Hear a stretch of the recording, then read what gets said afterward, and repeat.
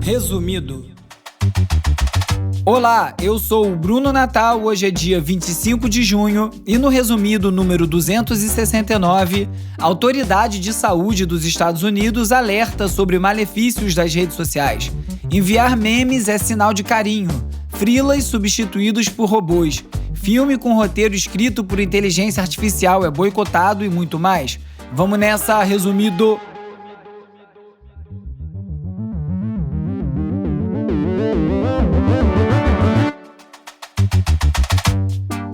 Olá, resumista! Esse é o Resumido, um podcast sobre cultura digital e o impacto da tecnologia em todos os aspectos das nossas vidas.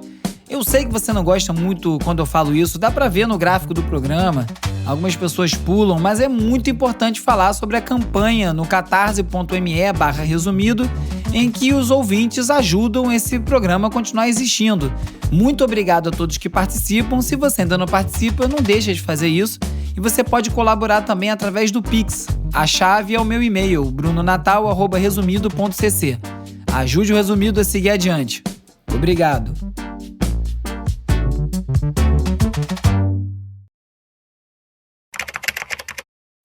States now are taking action to protect kids from the dangers of cell phones and social media. Vamos de cultura digital e como nosso comportamento online ajuda a moldar a sociedade. But the U.S. Surgeon General wants to take things a step further, putting warning labels on social media. O Ministério da Saúde adverte: um monte desses posts que estão passando pela sua timeline no Instagram podem ser prejudiciais à saúde. Imagina se a gente tivesse uma espécie de tarja em conteúdos de redes sociais para alertar que eles fazem mal à nossa saúde mental. É isso que o Dr. Vivek Murthy sugere que seja feito. Ele é a maior autoridade de saúde do governo dos Estados Unidos, o chamado Surgeon General, e é responsável pelo Departamento de Saúde Pública desde a gestão Obama. O Vivek é também autor da série de livros Together, Juntos, que fala da conexão entre saúde e a solidão humana. Num artigo publicado no New York Times, ele sugere que os efeitos das redes sociais na saúde mental dos adolescentes seja tratado como uma emergência, incluindo aí a divulgação de todas as informações que estão disponíveis nos principais canais. A sugestão é algo equivalente a uma tarja alertando sobre os potenciais malefícios das redes sociais e foi comparado ao aviso que você vê nas embalagens de produtos de tabaco sobre os danos à saúde, algo que tem aqui no Brasil também. Não tem como dizer que essa ação sozinha seja responsável pela diminuição do consumo, mas certamente contribui. Segundo o Dr. Vivek, o Congresso deveria legislar para proteger os jovens de serem expostos a assédio, violência extrema e conteúdo de cunho sexual em plataformas que usam algoritmos. Essas medidas deveriam impedir que as plataformas coletem dados de adolescentes para depois oferecer conteúdo direcionado através de notificações, autoplay ou do scroll infinito. Para o Dr. Vivek, as redes sociais são uma ameaça para os cérebros em desenvolvimento. Mas o Dr. Vivek não quer que as coisas parem por aí. Para ele é preciso haver um compromisso coletivo entre toda a comunidade da saúde, de médicos a enfermeiros, fisioterapeutas, todo mundo alerta, assim como também uma regulamentação do tempo que os jovens passam nesses apps. Porque para ele uma das piores coisas é ouvir dos pais que os seus filhos estão em perigo por conta das redes sociais e eles não conseguem fazer nada a respeito. O tom que o Dr. Vivek dá é o mesmo que ele usa quando se fala de um problema de saúde sério, como uma campanha de vacinação ou até um surto de alguma doença. A questão é saber se a sociedade enxerga o assunto dessa mesma maneira, ou até mesmo os legisladores, porque se não estão vendo dessa forma, deveriam, incluindo aqui no Brasil. Segundo dados de uma pesquisa da agência britânica We Are Social, brasileiros estão em segundo lugar no ranking mundial de tempo online, passando em média mais de 9 horas por dia na internet. E certamente muitos desses usuários são adolescentes. Num editorial da Science, o editor da revista, o Holden Thorpe, criticou posicionamentos como o do Dr. Vivek. Ele não estava falando exatamente disso, ele estava falando especificamente sobre as alegações do Jonathan Haidt, autor do livro A Geração Ansiosa. E o Thorpe fala que faltam evidências robustas que provem a casualidade entre o uso de redes sociais e o aumento de problemas de saúde mental dos jovens. É o mesmo argumento dos donos das redes sociais. Para eles não tem dados que comprovem essa relação ainda, E essa foi uma das grandes críticas feitas ao editorial do Dr. Vivek. O Thorpe ressalta ainda que muitos estudos existentes mostram só associações fracas e não conclusivas. E, além disso, ele questiona a metodologia dos estudos citados pelo Haidt no livro e aponta que a maior parte deles não consegue isolar variáveis externas que também influenciam a saúde mental dos adolescentes.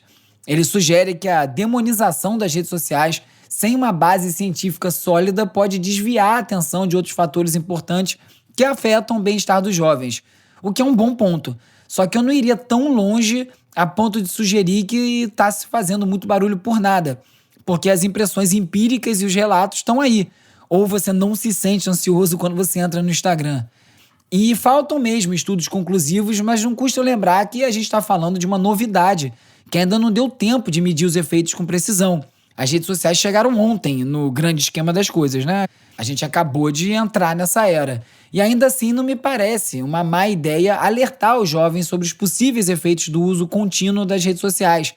A questão é que, ao contrário dos produtos de tabaco, por exemplo, há também benefícios no uso de redes sociais, que vão aí desde o contato e socialização com os amigos, com os familiares, até a inclusão e senso de comunidade entre pessoas marginalizadas que encontram, através das redes sociais, uma forma de se conectar com pessoas em situações parecidas. Os avisos poderiam ser um bom começo, porque uma grande parte do caminho para sair das armadilhas da hiperconexão é educação midiática. Afinal, quem avisa amigo é. Quando a gente abre um app de game ou até um serviço de streaming de vídeo, a gente vê o logo da empresa antes de qualquer coisa. Acho que algo similar poderia ser feito em relação aos apps de rede social. Você abre o app e vem esse aviso antes. Afinal, informação bem fundamentada nunca é demais e ajuda no processo de decisão.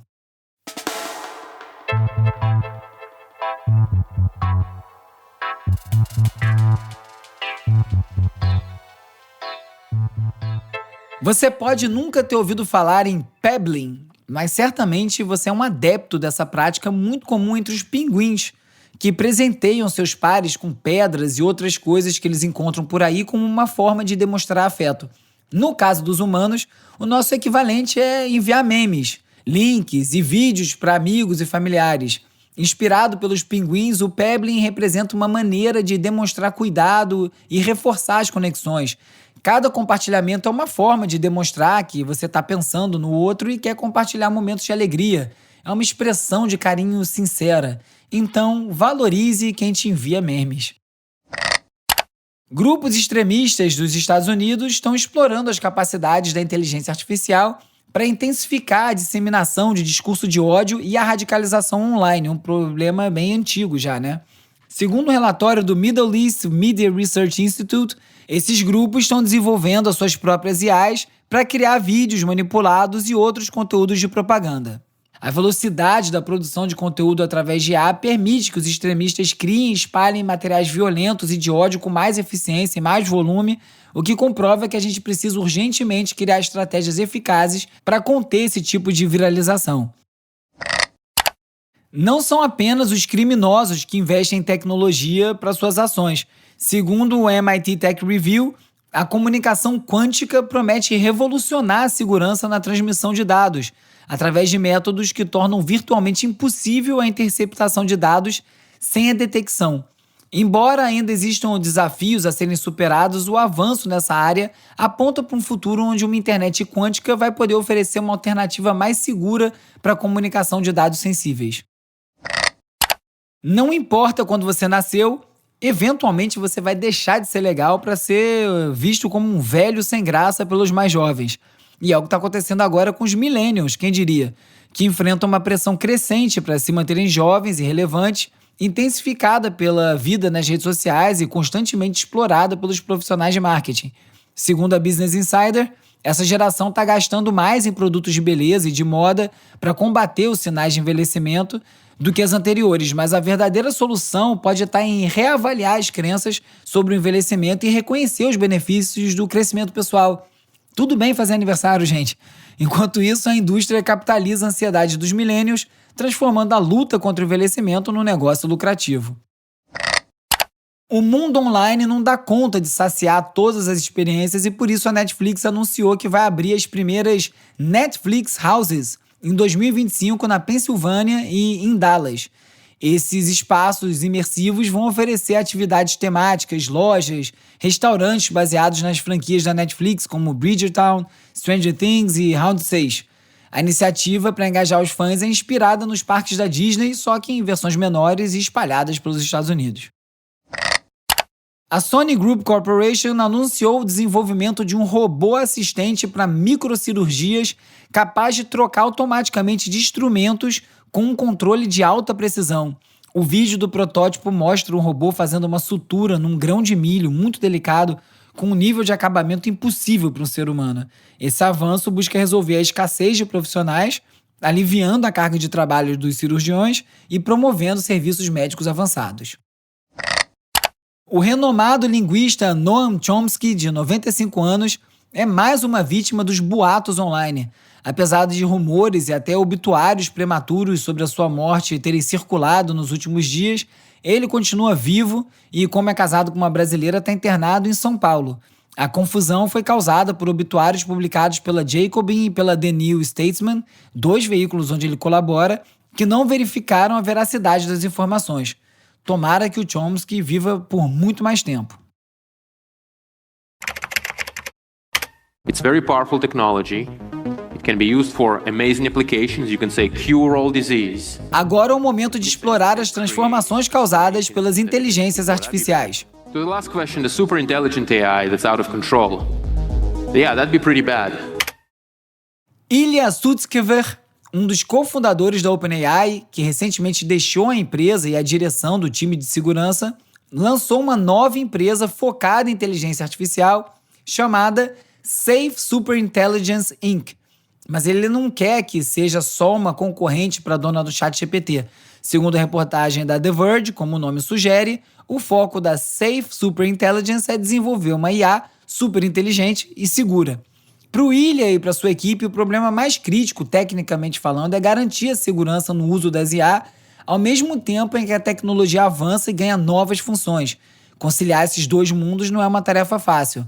O fato que o Ilya, um dos fundadores da OpenAI, parece não confiar mais nos rumos da empresa e ter resolvido sair, gerou desconfiança na comunidade tech toda em relação aos riscos que envolvem o desenvolvimento de IAs hiperavançadas, como já é o caso do ChatGPT 4o. E ele não está sozinho nessa. Responsável por um dos maiores e talvez o mais importante vazamento de dados da Agência Nacional de Segurança dos Estados Unidos, a NSA, o Edward Snowden também está preocupado com o futuro das ferramentas de IA, especialmente as da OpenAI. No X, antigo Twitter, o Snowden criticou a OpenAI por indicar o antigo general e diretor da NSA, o Paul Nakasone, para o conselho diretor, dizendo que isso aí foi uma traição calculada da confiança dos usuários.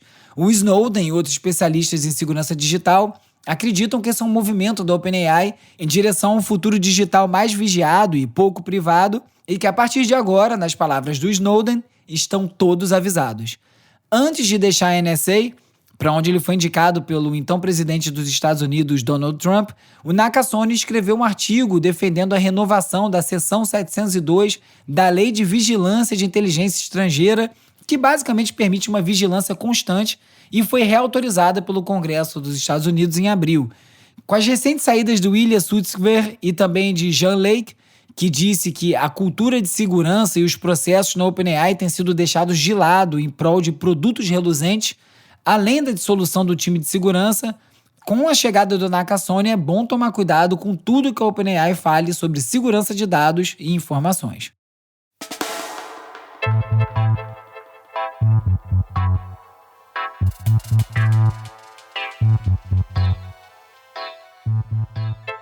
Essa não é exatamente uma surpresa, mas desde o lançamento do ChatGPT, a demanda por freelancers digitais em redação, desenvolvimento de código e design gráfico caiu bastante. Um estudo da Imperial College Business School, da Harvard Business School e da German Institute for Economic Research revelou que a automação está substituindo os freelancers em várias áreas, em um declínio que chega a até 21%. No entanto, como eu venho sempre falando aqui, especialistas sugerem que aqueles que adaptarem as suas habilidades para se concentrar em áreas que exigem criatividade, inteligência emocional e que utilizarem as ferramentas de IA para aumentar a própria produtividade podem encontrar novas oportunidades nesse cenário em constante mudança. Eu sigo achando que a IA sozinha não dá conta de trabalho nenhum ainda, e acho que vai demorar para isso acontecer. Já a pesquisa Reuters Institute Digital News Report revelou que nem sempre a IA é bem-vinda pelos consumidores. A maioria dos leitores de notícias dos Estados Unidos e do Reino Unido, por exemplo, se sente desconfortável com o jornalismo gerado por IA. Por que será, né? Embora a tecnologia seja amplamente utilizada para melhorar fluxos de trabalho e automatizar tarefas repetitivas, os leitores preferem que os humanos estejam envolvidos na criação de notícias, especialmente em matérias com tópicos sensíveis como política e cobertura de guerras. Infelizmente, parece que, em meio às quedas das receitas e cortes de empregos no setor, a adoção de IA nas redações continua a crescer e a necessidade de um jornalismo confiável também. O jornal O Globo está seguindo essa tendência e lançou o Projeto Irineu, uma iniciativa que incorpora IA na produção de conteúdo e promete melhorar a experiência dos leitores. O primeiro produto, uma ferramenta de resumo de reportagens, já está disponível e em breve o jornal vai lançar versões internacionais dos seus principais artigos. Na minha época de faculdade, um bom texto jornalístico precisava de lead e sub-lead. Era o básico que um jornalista precisava saber para escrever uma boa reportagem, já abrindo e explicando as coisas mais importantes no primeiro e no segundo parágrafo. E com certeza essas versões condensadas, resumidas, poderiam ser geradas pelos autores do texto com a justa remuneração, mas taca pro robô, vai dar certo sim. E parece que estamos começando a ver uma má vontade em relação às IAs. A estreia mundial do filme The Last Screenwriter, O Último Roteirista, foi cancelada pelo cinema Prince Charles, em Londres, após uma reação negativa do público. Isso porque o roteiro foi gerado pelo ChatGPT e o filme, dirigido pelo Peter Luise, não foi poupado de críticas sobre o uso de IA em substituição a roteiristas humanos. A decisão do cancelamento mostra que as preocupações da indústria cinematográfica sobre a integração de IA estão longe de acabar. Esse foi, inclusive, um tema central na recente greve de roteiristas de Hollywood. Você soube disso aqui no resumido. É importante ficar atento para essa discussão toda sobre o uso de IA no cinema ou em outros lugares não se transformar numa histeria, porque o filme em questão é um filme de metalinguagem. O personagem do filme é um roteirista trabalhando com uma inteligência artificial tão capaz quanto ele para escrever um roteiro. Então tem um certo aspecto de crítica sobre isso que está acontecendo hoje em dia. O diretor argumenta isso, mas parece que as pessoas não prestaram tanta atenção no detalhe e preferiram partir direto para uma crítica ao uso de IA no filme. Eu não vi, não posso opinar, mas que tem uma histeria rolando, tem. Para produzir arte, a IA parece ruim, mas para vender produtos talvez não. E talvez isso aí explique porque tantas plataformas estão apostando forte nas IAs. O TikTok anunciou avatares sintéticos e uma ferramenta de dublagem para criar conteúdo para marcas e anúncios.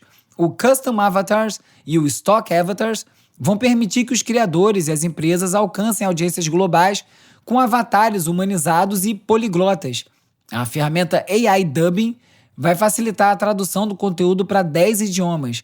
Essas novidades fazem parte do TikTok Symphony, um conjunto de soluções de anúncios impulsionadas por IA que foi lançado em maio. Uma versão do resumido em inglês é uma vontade antiga, mas eu não acredito que vai ser feito dessa forma. Mas, para os vídeos do Instagram, do resumido, quem sabe uma persona digital não dá conta, hein? O que você acha? Se você estiver escutando esse episódio no Spotify, responde na enquete que eu publiquei no perfil e no episódio do resumido no Spotify.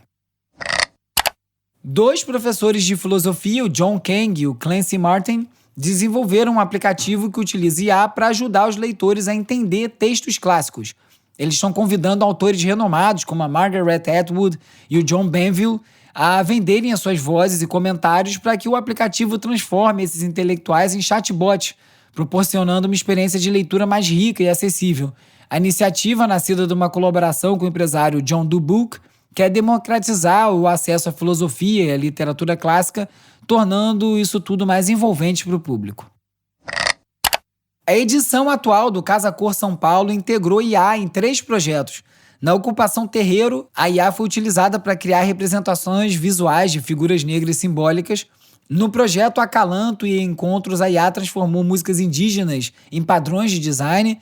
E no Restaurantino Café, explorou a IA na arquitetura paramétrica do teto, usando softwares como Rhino e Grasshopper para desenvolver formas complexas e que não seriam possíveis sem a tecnologia. A Network Rail, responsável pelas principais ferrovias do Reino Unido, está utilizando câmeras equipadas com IA, fornecidas pela Amazon, para monitorar passageiros e supostamente melhorar a segurança nas estações de trem. Milhares de pessoas tiveram seus rostos escaneados em testes de sistema de reconhecimento facial e a tecnologia capturou informações como faixa etária, gênero e até emoções, levantando questões éticas sobre privacidade. As câmeras, que já ajudaram a detectar roubos e invasões, levantam preocupações de privacidade também pela falta de transparência. Isso aí porque Londres já é uma das cidades com mais câmeras na rua no mundo. Especialistas alertam que a expansão da vigilância pode levar a um controle excessivo e ameaçar as liberdades democráticas. Na contramão da tendência de tacar IA em tudo, o McDonald's decidiu encerrar o seu teste com pedidos automatizados por voz no drive-thru, que estava sendo conduzido em parceria com a IBM após 2 anos de experimentação. A empresa planeja desligar a tecnologia em mais de 100 restaurantes até o dia 26 de julho, mas ainda enxerga potencial na automação de pedidos e vai buscar novos parceiros para desenvolver essa solução. Embora a IA generativa ainda não tenha transformado o trabalho de escritório de maneira significativa, a Anthropic está avançando com o lançamento de mais uma versão do Claude, agora com capacidade de usar ferramentas externas para realizar tarefas complexas. Esse desenvolvimento marca um passo importante para a automação de processos e a utilidade da IA no ambiente corporativo. Empresas como Google e a StudyFet estão explorando essas tecnologias para melhorar a eficiência e a personalização dos serviços, enquanto o mercado de automação de processos robóticos espera um crescimento com a integração de IA. E agora é hora de falar sobre como as Big Tech moldam o nosso comportamento. Segundo a CNN, numa iniciativa inédita nos Estados Unidos, a governadora de Nova York, a Kathy Hochul, assinou 2 novas leis para regulamentar os algoritmos das redes sociais e a coleta de dados de crianças. A Safe for Kids Act exige que o conteúdo seja exibido cronologicamente por padrão para usuários menores de 18 anos, significa que o algoritmo não pode empurrar o que quer ali na frente, né? Botar em primeiro lugar o que acha que vai render mais, e limita notificações noturnas para proteger o sono dos jovens. Simultaneamente, o New York Child Data Protection Act, uma lei de proteção de dados para crianças, proíbe a coleta e compartilhamento de dados pessoais de menores de 18 anos sem consentimento, expandindo as proteções federais que já existem. As 2 medidas são vistas como um passo crucial para proteger a saúde mental dos jovens e podem inspirar outras jurisdições a adotar regulamentos semelhantes. A Meta diz que apoia parcialmente a legislação, mas expressou algumas discordâncias destacando a complexidade da questão. É complicado mesmo, só trabalhar que faz. De acordo com a The Verge, o Google está introduzindo um recurso no Chrome para Android que permite os usuários ouvir as páginas da web lidas em voz alta diretamente no navegador. Chamado Listen to this page, ou ouça essa página, o recurso inclui controles de reprodução que permitem pausar, ajustar a velocidade de leitura e pular intervalos de 10 segundos. Além disso, os usuários podem escolher diferentes vozes e idiomas, incluindo inglês, francês, alemão, árabe, hindi, espanhol. E embora a funcionalidade muito semelhante esteja disponível no Google Assistant, esse recurso está disponível direto no navegador. Eu tenho quase certeza que eu falei desse assunto quando ele surgiu uns anos atrás, mas eu não consegui encontrar em qual episódio. O California Forever, liderado por bilionários do setor de tecnologia, planeja construir uma nova cidade sustentável em Solano County, na Califórnia, para enfrentar a crise habitacional do estado.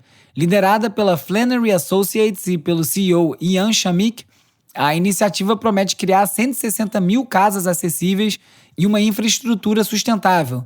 Só que a proposta encontra forte resistência da comunidade local, que teme os impactos sociais e econômicos do projeto. Investidores como Reid Hoffman e o Michael Moritz apoiam a iniciativa, vislumbrando um retorno financeiro substancial quando a oportunidade de redefinir o desenvolvimento urbano se concretizar. A aprovação do projeto depende agora dos eleitores de Solano County, que vão decidir sobre as mudanças de zoneamento que são necessárias para a construção da cidade. Segundo Guilherme Caetano, no X, antigo Twitter, o desinfluenciador digital Pablo Marçal tem utilizado uma estratégia safada para aumentar a sua audiência de milhões de seguidores. Ele promete ganhos financeiros a quem promoveu seu conteúdo em perfis anônimos. Concursos no Discord oferecem prêmios de até R$70 mil, incentivando a criação de perfis que frequentemente propagam desinformação. A Polícia Federal investiga as repercussões dessa tática, que já gerou milhões de visualizações, mas também muita preocupação sobre a disseminação de notícias falsas. Nessa semana, na newsletter O Futuro Explicado, especialistas dizem que o Facebook desistiu de resolver os seus problemas porque eles nunca mais foram procurados pela rede. E mais, tudo o que você precisa saber sobre a soltura de Julian Assange, cientistas políticos sofrem pressão nas redes, o mundo da leitura de romances por IA e o processo das gravadoras contra as IAs que fazem música. Acesse resumido.cc/newsletter e cadastre-se para receber a newsletter direto na sua caixa de entrada.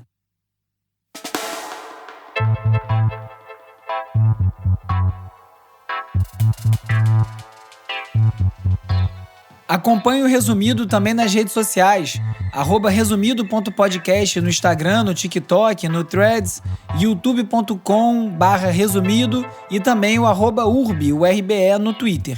Se você preferir, me manda um oi pelo WhatsApp ou pelo Telegram para 21 97 969 5848 e você passa a fazer parte da lista de transmissão, recebe alertas de novos episódios, conteúdo extra e é mais uma forma de ficar em contato.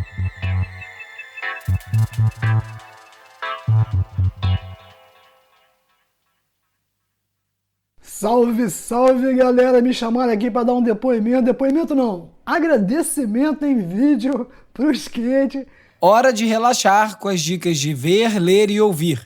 E como eu tenho 65 anos, sou um dos mais velhos do Brasil, vai demorar um pouquinho para contar minha história até chegando no final, né? Então vamos lá.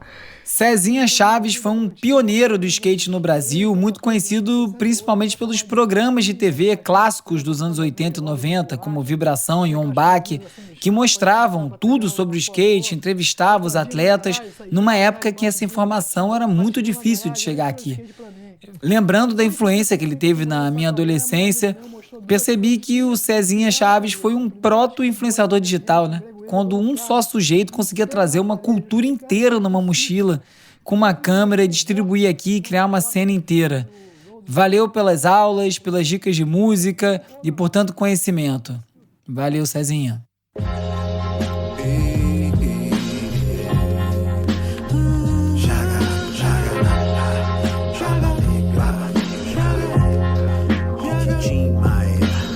Quem nunca foi embora, mas está de volta, é o Auri, verdadeira entidade do rap feito no Rio, integrante da Brutal Crew e do grupo Inumanos, criador da lendária Batalha do Real, a primeira disputa de MCs do Brasil.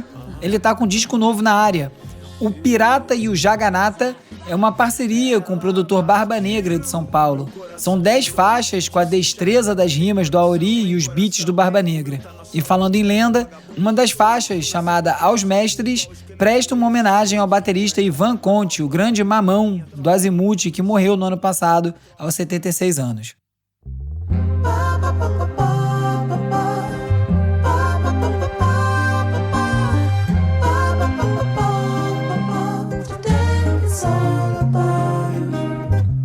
Não chega a ser um pecado você não ter visto o filme The Book of Clarence, lançado no começo do ano nos Estados Unidos. Dirigido pelo britânico James Samuel, irmão do Seal, aquele mesmo do hit Crazy. O filme é uma sátira de proporções bíblicas e inspiração afrofuturista em torno de um malandro muito bem vivido pelo Lakeith Stanfield, que tenta sobreviver nas ruas de Jerusalém em 33 d.C. Como diretor também é músico e atende pelo codinome The Bullets, a trilha é parte fundamental do filme.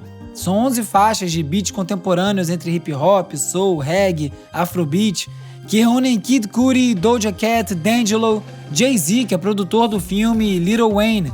Regenera também os blasfemadores máximos aí, Buju Benton e Shabba Ranks, e de quebra trazem uma aparição do nosso santo, o Jorge Benjor, na mágica All About You. Os anjos vão descer, tocar, cantar e dançar. O céu e a terra, minha harmonia vão abençoar. Nesse episódio, você ficou sabendo que a Autoridade de Saúde dos Estados Unidos quer aplicar avisos sobre os malefícios das redes sociais nas próprias plataformas, que enviar um meme é um gesto de carinho e conexão, da crescente substituição de freelancers por robôs automatizados, do boicote a um filme com roteiro escrito por IA e muito mais. Se você gosta do resumido, você já sabe, recomenda para mais gente e ajude o programa a crescer. Não deixa também de curtir, assinar, seguir, dar 5 estrelinhas e deixar uma resenha na plataforma que você estiver escutando esse episódio agora. O resumido é produzido e apresentado por mim, Bruno Natal. O roteiro é escrito por mim, pelo Agenor Neto e pelo Cauê Marques, com a colaboração do Carlos Calbuque Albuquerque. A edição e mixagem é feita pelo Hugo Rocha. A newsletter O Futuro Resumido e as redes sociais são coeditadas pelo Cauê Marques, com animações do Peri Selmanman e design do Thiago Duarte. A foto da capa é do Jorge Bispo e o tema original foi composto pelo Gustavo Silveira. Eu sou o Bruno Natal, obrigado pela audiência e semana que vem tem mais Resumido. Resumido.